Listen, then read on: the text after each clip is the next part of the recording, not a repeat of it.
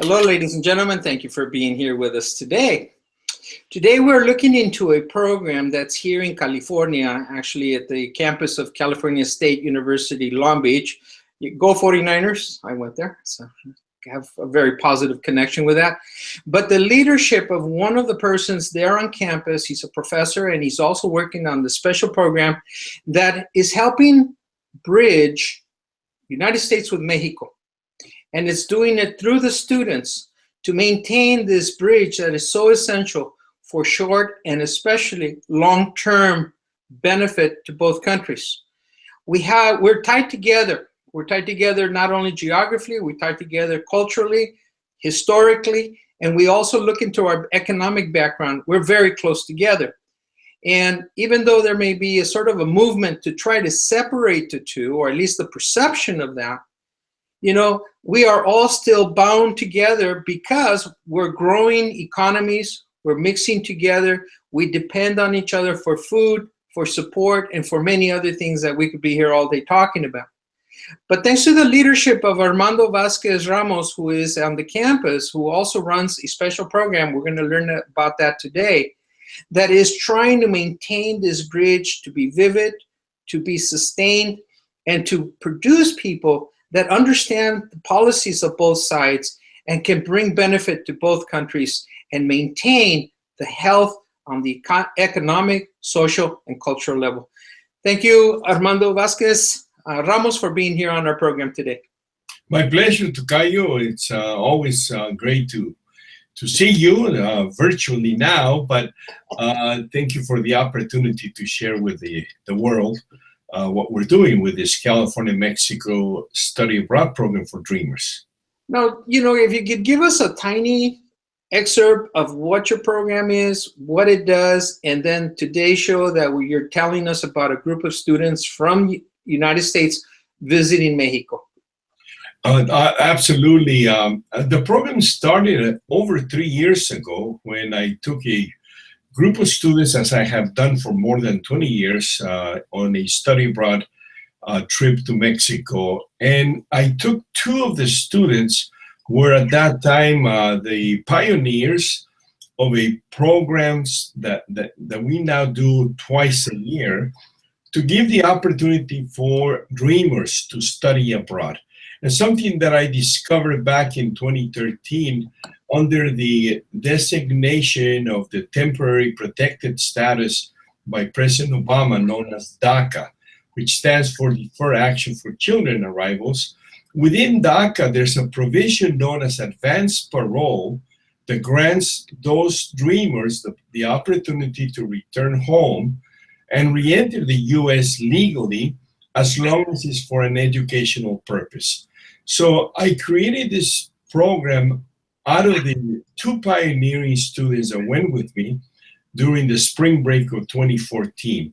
A year later, I took an entire group of Cal State Long Beach students, 15 of them, that were part of a class for the spring of 2015. And I learned from that we had to do something much longer, and also that we could enhance this by going outside of our campus only.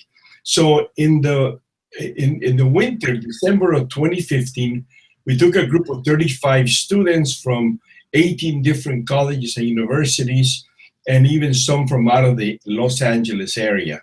So now we have grown with another program last summer in 2016, another winter program in the December, January of 2016-17. And so with that experience, we have now been able to grow into a national program. We are taking this summer a group of 35 students from 23 different colleges and universities, 9 different states, including 2 that are coming from Wyoming, 3 from New York. That's wonderful. Several from different states.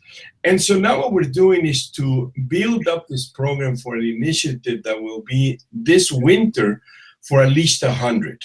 And so what we are doing is not only giving these young people the opportunity to return home and to reconnect with their families and with their birthplace, but also as they re-enter the U.S., they enter through inspection, which means that they legally re-enter the U.S. and erases the prior entry when they were brought in as children, undocumented. So that's the real, to me, the real benefit of this opportunity. And as long as the DACA program is not eliminated, which was one of the threats that we were concerned about, but I trust that we will not only have success in this summer's program.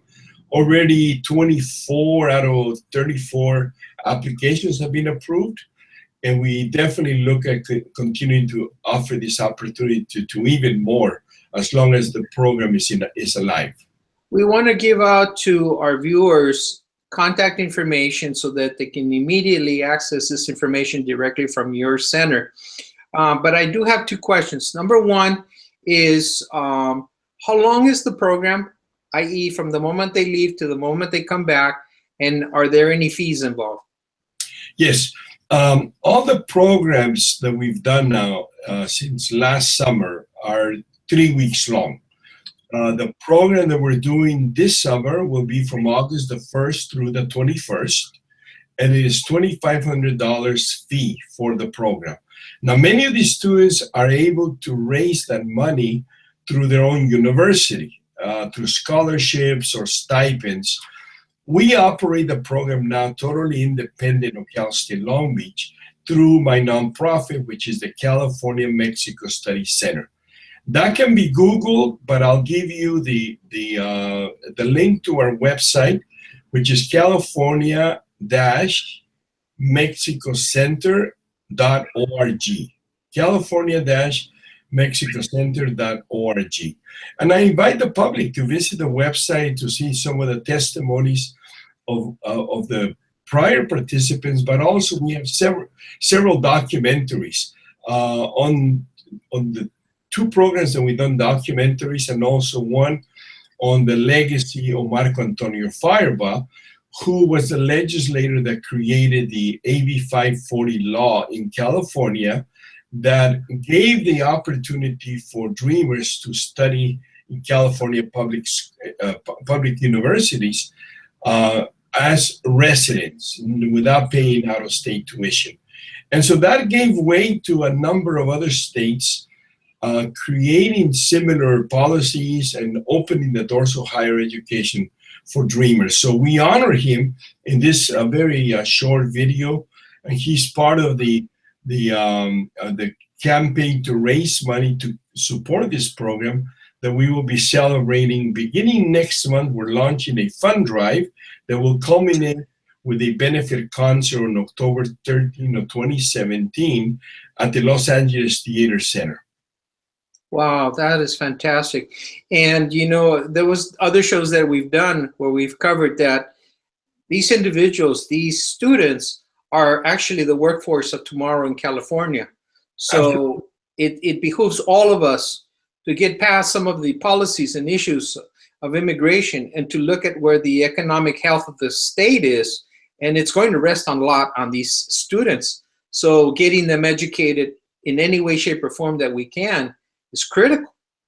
Well, let me make an observation from an intellectual point of view. And you already mentioned that our geography and our history is never going to change. But also, we have a common bond in terms of the future of our state, but also as it relates to Mexico. And that's the focus of our work in the California-Mexico Study Center, which was grown out of the California-Mexico project that I still run at the university. My point here is that, in a way, as we adapt to this new reality in Washington, one of the potential opportunities, and I really see this as a golden opportunity for us to re-enter the debate over what will happen when NAFTA is renegotiated. And education and mobility of professionals and the exchange of faculty and students has to become an integral part of a new NAFTA. Because we did that kind of lobbying and advocacy 25 years ago. We created the Latino Educators for Free Trade Education. We had three bi-national conferences at USC and the University of Arizona here at Long Beach. And frankly, we were ignored. The fact is that NAFTA can no longer be only about trade and business. And it can not only be beneficial to the private sector, because it's the private sector that needs to look at the future of our relationship between this nation state, which is supposed to be the sixth largest economy of the world, but with its number one business partner, which is Mexico. And of course, the relationship with Canada is also important as well. So I intend to lead that debate, that discussion, that this is a golden opportunity for us to open the lens a little bit more, so that NAFTA is no longer only about trade and tariffs and how to benefit the private sector. It has to be also about the human condition, education, immigration. Of course, we want security and other collaboration, but also we need to address the environment. We need to address the labor side of the relationship. And this is where, as Mexicans on both sides of the border, we need to create that kind of reality, because we are the largest population in North America after the US, but we happen to straddle both sides of the border. So we're looking at 160 million Mexicans in the North American region, 35 million that live in the US out of the 60 million Latinos, but also 125 million Mexicans in the Republic. And that's not going to change. If anything, it's going to continue to increase, both in population and also in our participation in higher education, which defines the future workforce at the professional level and in the leadership roles and in business. So it is something that I see as a great opportunity for us to advocate. You know, if I can just throw one small item in there to your very extensive list, which is very complete, and I think looking into the 21st century is that now we also have intellectual economy, and that has to be, there has to be a flow of ideas back and forth in order for things to work. So we've got something else added to the agenda, and that's becoming very real. So intellectual exchange is crucial if we're going to have a whole new world the way things are going for. That will impact everyone. So I look forward to having this same opportunity with you at a later time to broach this subject, because there's several articles that I have been collecting now that come to the surface, but also I'm going to write an opinion piece in the immediate future to point this out, as we did 25 years ago, that it makes sense to integrate higher education and culture in general into this trilateral relationship under NAFTA. Why? Because it has to also reflect the human condition. Well, we'll push the idea that education is the education of the workforce. If that's not business at its essence, I don't know what is. Exactly. But somehow it got left out 25 years ago. They weren't worried. They weren't concerned about anything that would complicate making the deal happen. And it was three presidents that were already on their way out: Salinas in Mexico, Mulroney in Canada, and Bush Sr. in the US. So they rushed through it in order to get this iconic economic common market in North America. But if you compare that to the European Union, which has twice as long and longer in existence, they do have the mobility of faculty and students and recognition of professional degrees. They actually promote acquiring different languages and for people to move within this now 25-member European Union. And they have their own problems, undoubtedly. But let me tell you, a single passport, the issue of security and having a universal form of identity, needs to also be addressed by the North American region, because we cannot expect for Mexico to do the migrant role and keeping the Central Americans from coming into the U.S. And also because they need to be integrated as part of that region as well. My God, we have 60 million Latinos, and only about 65% are of Mexican origin. The rest are the Centroamericanos, the Caribbeans, of course, the historical population of Cubanos and Puerto Ricanos. But now we have a lot more also coming from South America. So you cannot ignore the fact that we're 60 million and growing in the United States, and that we are contributing to the economy and to society. Unfortunately, we're going through this very xenophobic period that I will stop there in describing. It's unfortunate because this level of racism we thought we had left behind 50 years ago. But it is what it is, and we're seeing the world change. But also, I'm an optimist, Tocayo. I think that we could emerge as a better world in spite of all the adversity that we're facing. I'm gonna maintain also that momentum that we're gonna maintain positive and be positive. As we're getting closer to the end of the show, we want to go back and emphasize and continue to emphasize your program. I understand that students can apply to this program no matter where they are in the U.S. If they're dreamers, they can contact your office. We're going to give out that information. Once again, there are some costs, there are some things that can happen, and to contact you about the deadline. I know it's approaching very quickly, but ask you about the deadline and ask about their potential for participating in your 3-week program. And we want to re-emphasize that there's a benefit concert to support your program, or we can go directly to your website and contribute to it to help the students to cover the costs. So, let's go over that quickly so that we can get it directly to our viewers. Yes, our website is www.california-mexicocenter.org. Again, it's California-mexicocenter.org. We're also reachable anytime at 562-430-5541. The cost of the program is $2,500 for the duration of 3 weeks during their stay, during their travel in Mexico.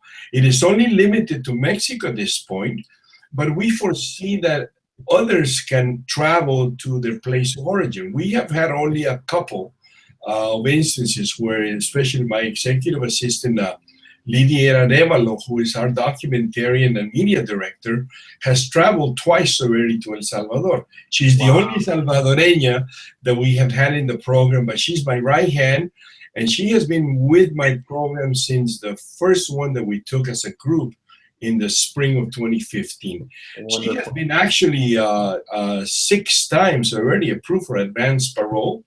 And also we have her on board to do another documentary in this next group during the summer program. It will be uniquely different from the standpoint that I am not hosting this program with a U.S. university. Cal State Long Beach has no longer have anything to do with it. Before, we would do it as a class with Cal State credit. We have walked away from that because, frankly, everyone, all U.S. colleges and universities are scared to death. They are concerned that dreamers could be returned or rejected at the border. So they're concerned more about their image, quite frankly, and their liability. And we are doing this entirely now through the nonprofit, but in conjunction for the first time with a Mexican graduate school, which is El Colegio de la Frontera Norte here in Tijuana, Baja California. And this is groundbreaking because we're getting these permits approved now by the U.S. government in conjunction with a Mexican university. And frankly, I don't think that we're going to ever go back to pursue co-sponsorship with a U.S. university. My position after doing this thing for 3 years is that they have the responsibility to do it. They have the student population of Dreamers in their enrollment. They have the resources in scholarships and staff to prepare them, to help them to apply for the advanced parole permit, and to organize classes, as I have done now as a model for on 6 different occasions. So I'm done with that business of showing the model. We are now growing independently and doing it through a Mexican university, because we want the Mexican universities also to become engaged. And this goes back to the comment that I made earlier. We lack the bridges between US and Mexican higher education. Why is it? And you can see this in a recent article that we published, in fact, in yesterday's newsletter. We are like 10th place of locations where US students travel to study abroad. There's more US students that study in Costa Rica than in Mexico. Why is that? When we are bound by a 2,000-mile border, when we have historical roots that date back hundreds of years, and frankly, when we are business partners, economic partners, and with an equal concern about security and safety at the border. So, it's a $1 trillion business. Well, thank you for saying that, but also we need bridges, not walls. That's ultimately the force that has to drive our relationship, because we have had throughout history the cycles of racism and anti-immigrant sentiments. The fact is that Mexico contributes to the U.S. economy, as well as it's dependent upon the U.S. economy. But at the same time, we're talking about a population of 160 million Mexicans that straddle the border. 125 in the Republic and 35 out of the 60 million that are Mexican origin here. So we have economic, intellectual, and political influence in both sides of the border. I'd like to get one more time to give out the contact information, and then also to give us your final thoughts on today's program. Absolutely. We're at www.california-mexicocenter.org, and our phone at the office is 562-430-5541. And my final comments is that we are taking applications until tomorrow, but in all likelihood, we will extend the deadline depending on how many students contact us that they simply did not have time or were not aware about the program. And definitely we want to take at least 50. I would say my goal is 100 in the winter program that we're recruiting for at this point. Well, I wish your center, I wish all your staff, and definitely you for your leadership on this, that I know that many times you've sort of worked independently on your own, without support, outside support, but let's work on making sure that that's no longer the issue. And I like your goal, make it 100, and hopefully for an additional number in the near future. Because, like you said, we're not talking about an educational program. We're talking about the health of a state, of a country, of the world. As long as we have people that understand what's going on both sides and can open a relationship and maintain it to really take it to a higher level. Because if we don't, the economy of California is not going to continue to progress. That's just a fact. Exactly. Well, and I can pledge that we will continue to do this program as long as we have the support.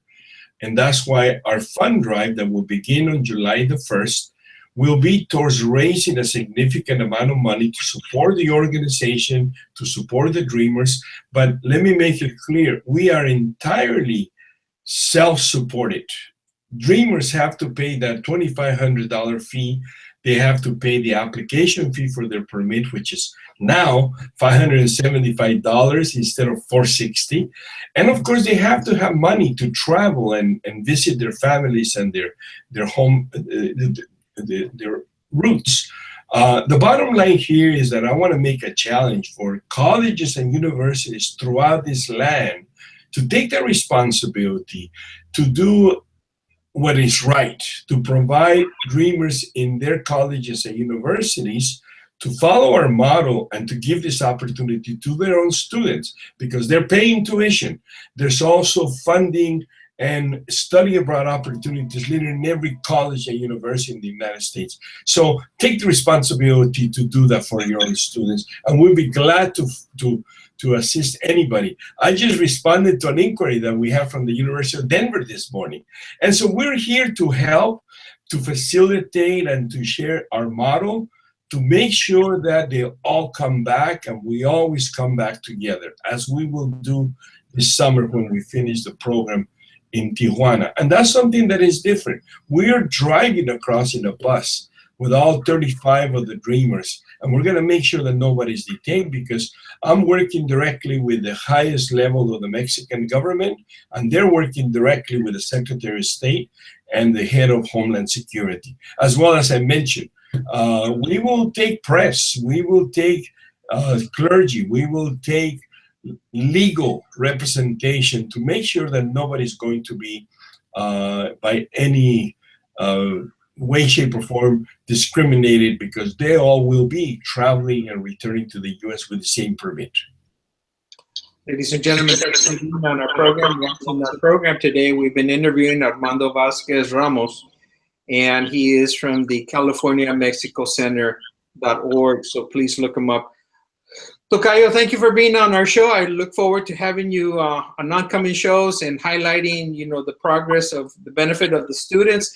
Maybe we do a show on interviewing them, see what their reaction was having gone through the program, and many more wonderful programs that you are. So we invite our viewers to go to your website, find ways of supporting, learn more about the program, figure out how to get more students involved and benefit from the participation on an educational side, on a personal side, and also to help us build for a better tomorrow on both sides of the border and worldwide.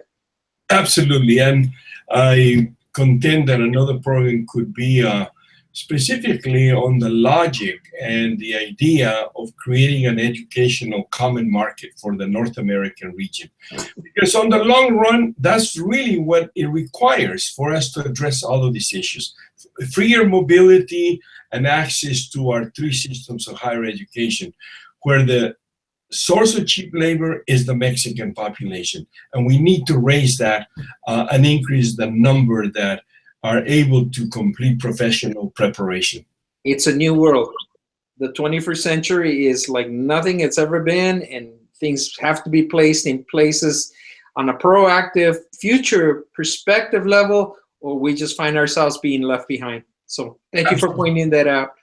Okay, muchas gracias por estar con nosotros, and thank you very much, and continue your hard work and labor and dedication. I know it's work of passion to you, your staff, and everyone else, and it's a pleasure to have you on the show, and we'll do this again. Thank you so much. Have a wonderful day.